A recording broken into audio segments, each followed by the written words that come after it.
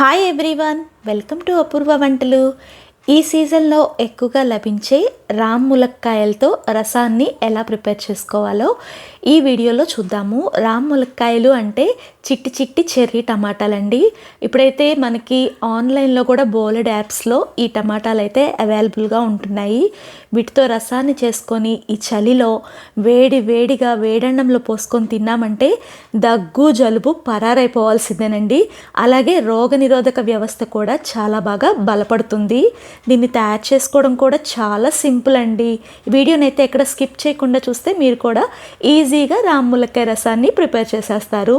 దీనికోసం అయితే నేను 250 గ్రాముల చెర్రీ టమాటాలని ఫస్ట్ అయితే నీళ్ళల్లో వేసేసాను. వాటిని శుభ్రంగా కడిగి మిక్సీ జార్లోకి తీసుకొని టేబుల్ స్పూను క్రిస్టల్ సాల్ట్ వేసేసి దీన్ని అంతా కూడా మెత్తగా రుబ్బేసుకోండి. ఇలా రుబ్బేసుకొని టమాటా రసం పెట్టుకుంటే మనకి టమాటా రసం పెట్టడం అనేది చాలా ఈజీ అయిపోతుంది. ఇలా రుబ్బుకున్న దాన్ని పక్కన పెట్టేసుకొని దీనికి ఒక మసాలా తయారు చేసుకోవాలి. దాని గురించి మిక్సీ జార్లో టేబుల్ స్పూను ధనియాలు, అలాగే టేబుల్ స్పూన్ వరకు జీలకర్రని వేసేసేయండి. అలాగే దీనిలో ఒక టేబుల్ స్పూన్ వరకు కందిపప్పును కూడా వేయటం వల్ల రసానికి చిక్కదనం రావడంతో పాటు మంచి రుచికరంగా కూడా ఉంటుంది. దీనిలో కారం కోసం 1/2 టేబుల్ స్పూన్ వరకు మిరియాలు కూడా వేసేసేయండి. మీరు ఘాటు ఎక్కువ తింటే మిరియాలు ఎక్కువైనా వేసుకోవచ్చు. 3 ఎండుమిరపకాయలు కూడా వేసేసి 10 వరకు వెల్లుల్లి రెబ్బల్ని పొట్టు తీయకుండా వేయండి. దీనిలో 2 రెమ్మల వరకు ఫ్రెష్ కరివేపాకు తీసుకొని దాన్ని కూడా వేసేసేయండి. ఇలా కరివేపాకు వేయటం వల్ల ఈ రసం భలే కమ్మగా ఉంటుంది. ఇంకా దీన్నైతే ఇలాగా కచ్చా పచ్చాగా మిక్సీ పట్టుకోవడమే, మరీ ఫైన్గా పౌడర్ లాగా మాత్రం మిక్సీ పట్టొద్దండి. ఇలా ఉంటేనే రసం చాలా బాగుంటుంది. మీకు ఇందాక నేను చెప్పడం మర్చిపోయాను, చిన్న నిమ్మకాయ ఎంత చింతపండుని పావుగంట ముందే నానపెట్టుకోండి. దానివల్ల చింతపండు రసం చాలా ఈజీగా వచ్చేస్తుంది. టమాటా వేసిన చింతపండు రసం టేస్టే వేరు కదండి. ఇప్పుడు రసాన్ని తయారు చేసుకోవడానికి ఒక గిన్నెని తీసుకోండి. దీన్ని స్టవ్ మీద పెట్టవద్దు. ముందైతే దీనిలో అన్నీ కూడా వేద్దాం. టమాటా మిక్సీ పట్టుకున్నది దాన్ని తొలిపేసి దాంట్లో ఒక 1/2 లీటర్ నీళ్లు, అలాగే చింతపండు నుంచి తీసిన రసాన్ని ఒక 100 ml వరకు వేసేసేయండి. రసం పౌడర్ తయారు చేసుకున్నాం కదా, దాన్ని కూడా వేసేసి ఆ మిక్సీ జార్ని తొలిపేసి ఆ నీళ్ళని కూడా ఒక 1/2 లీటర్ వరకు వేయండి. అలాగే ఫ్రెష్ కొత్తిమీరని గుప్పెడు వరకు వేసేసుకోండి. అంతా కూడా బాగా కలిసే విధంగా ఒకసారి గెరిటతో మిక్స్ చేసుకోండి. సాల్ట్ చెక్ చేసుకొని అవసరం అనిపిస్తే కొంచెం సాల్ట్ కూడా ఈ స్టేజ్లో యాడ్ చేసుకోవచ్చు. ఇప్పుడు స్టవ్ ఆన్ చేసి ఈ గిన్నెని స్టవ్ మీద పెట్టుకోండి. పెట్టిన తర్వాత మీడియం ఫ్లేమ్లో దీన్ని ఫస్ట్ అయితే ఒక ఉడుకు పట్టనిద్దాము.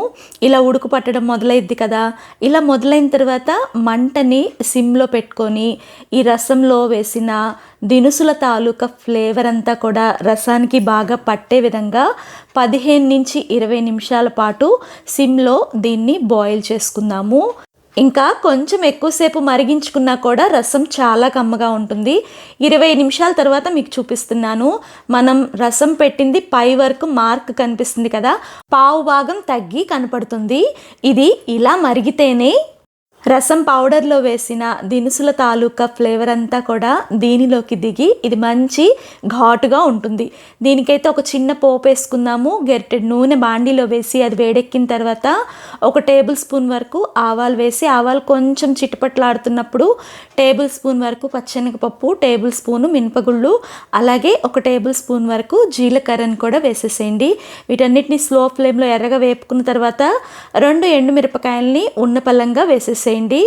ఇదంతా కూడా బాగా వేపుకున్న తర్వాత 2 రెమ్మలు ఫ్రెష్ కరివేపాకు వేసి కరివేపాకును కూడా స్లో ఫ్లేమ్లో చిటపటలాడనివ్వండి. ఇంకా లాస్ట్గా దీంట్లో పావు టేబుల్ స్పూన్ వరకు పసుపును వేసేసిన తర్వాత స్టవ్ ఆఫ్ చేసేసేయండి. అలాగే లాస్ట్లో 1 టీ స్పూన్ వరకు కొత్తిమీర వేయటం వల్ల దీనికి ఒక డిఫరెంట్ ఫ్లేవర్ వస్తుంది. అంతా కూడా ఒకసారి మిక్స్ చేసేసుకొని ఈ రెడీ అయిన పోపును తీసుకెళ్ళి కాగిన రసంలో వేసేసేయండి. అంతేనండి, మంచి ఘాటుగా చాలా రుచికరంగా ఉండే రామ్ ములక్కాయ రసం అనేది రెడీ అయిపోయింది. ఈ పోపంతా కూడా రసంలో బాగా కలిసే విధంగా ఒక్కసారి మిక్స్ చేసుకోండి. మీరు కూడా నా స్టైల్లో ఈ రామ్ ములక్కాయ రసాన్ని డెఫినెట్గా ప్రయత్నించి మీకు ఎలా వచ్చిందో కామెంట్ చేయండి. మీ దగ్గర చెర్రీ టమాటాలు లేకపోయినా నార్మల్ టమాటాలతో అయినా ఇలా రసాన్ని ప్రిపేర్ చేయండి. సూపర్ టేస్టీగా ఉంటుంది. ఈ వీడియోని మీ ఫ్రెండ్స్కి రిలేటివ్స్కి షేర్ చేయండి. వీడియో నచ్చితే లైక్ చేసి ఇలాంటి వంటల కోసం మన ఛానల్ని సబ్స్క్రైబ్ చేసుకోండి.